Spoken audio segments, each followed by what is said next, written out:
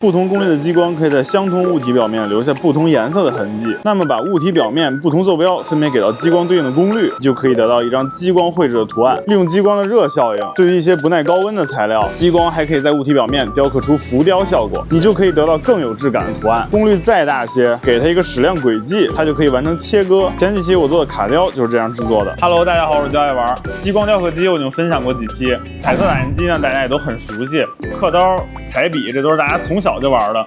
但是你想象过把这几样东西组合在一台设备上，它是什么样子的吗 ？Xtool 真这么干了 ，Xtool M1 Ultra， 咱们一块儿看看。激光雕刻机目前主要两种形式，一个是依靠透镜来偏转光的方向实现雕刻，好处是速度非常快，但是位置转向太大的时候，光就不好控制聚焦，所以这类雕刻机一般只能雕刻比较小的范围。另一种就是我旁边 M1 Ultra 这种形式，激光是固定方向去照射，而移动是靠 X 轴、Y 轴的电机以及 Z 轴的上下移动来对焦。那这种形式肯定是没有透镜直接转向调整激光光束的速度快，但优势也很明显，可以直接雕刻巨大画幅的作品。有了激光雕刻机，真就什么材料都想扔进去雕刻一下试试，因为即使同一个图案在不同材料上雕刻出的效果都是千差万别的。像这是我之前用铜板纸雕刻的卡雕，而这是相同图案用特种纸直接连雕刻带切割的一张卡雕。这两张还是相同的图案，但是用的不同功率在木板上的雕刻。单看游戏角色的色彩，那肯定是铜板纸胜出，但是从质感来说，你觉得哪个更胜一筹呢？雕刻过程中设备功率控制很重要，比如在雕刻纸张的时候，能否精确控制好切透这张纸，同时在边缘有没有烧焦的痕迹。来看一下这个卡台边缘的切割效果，非常流畅，而且完全没有黑边，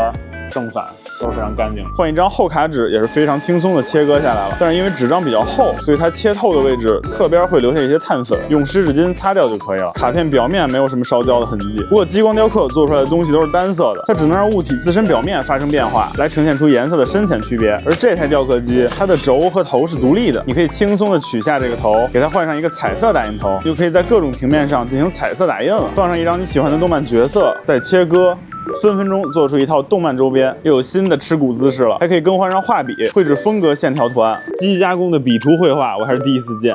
你觉得这幅涂鸦类工作怎么样？对比之下，感觉没有激光雕刻出来的精致，但也别有风格。如果是一些比较薄的柔性材料，你想对它进行切割，那就可以转变为刀切模式。现在它就能够切割布料、贴纸等比较薄、不耐高温的材料。快过年了 ，DIY 一些窗花装饰起来。总体来说，这台机器脑洞还是很大的，可玩性非常高，很适合 DIY 玩家以及小型的工作室。这么大的雕刻空间，它甚至可以完成一些小批量的生产工作。像我雕刻这个裂空座的创意卡牌，只需要一键发送就不用管了，它就连雕刻带切割，一次性完成8张卡牌，每张卡牌也都是这种浮雕效果，很有质感。既然有了这么一台强力的综合性设备，那咱们整点好玩的。之前做卡雕用的是现成的纸，印出来才能切割，而这台机器可以直接印的话，那我就直接找来几块木板，把你喜欢的角色分个层。马上过年了，增加点新年元素，放到软件里打印出颜色，印在木板上还挺清晰的，有那种复古的感觉。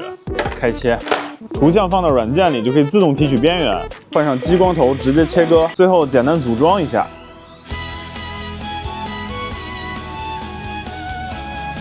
马上新年了，祝大家新年事事顺。